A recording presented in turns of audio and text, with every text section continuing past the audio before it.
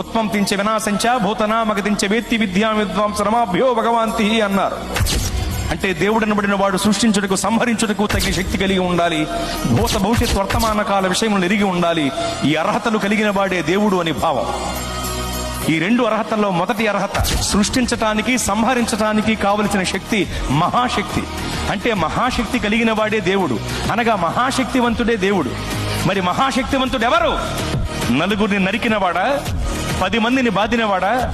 నలుగురిని నరికినవాడు, 10 మందిని బాధినవాడే మహాశక్తివంతుడైతే అలాంటి వాళ్ళు చాలా మంది ఉన్నారు లోకంలో.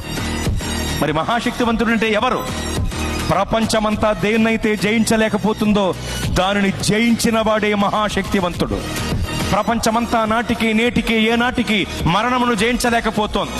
మరణమనే మహమ్మారి మర్యాద లేనిదై మానవ జాతిపై విరుచుకుబడి మరణ మృదంగాన్ని మ్రోగిస్తూ విజయ వికటట్టహాసం చేసి వెర్రవీగుతుంటే, మరణమనే మహమ్మారి యొక్క పీచమణిచి దాన్ని ముళ్ళు విరిచి మరణమును జయించి తిరిగి లేచిన మహాశక్తివంతుడు యేసు ప్రభువు వారు మాత్రమే.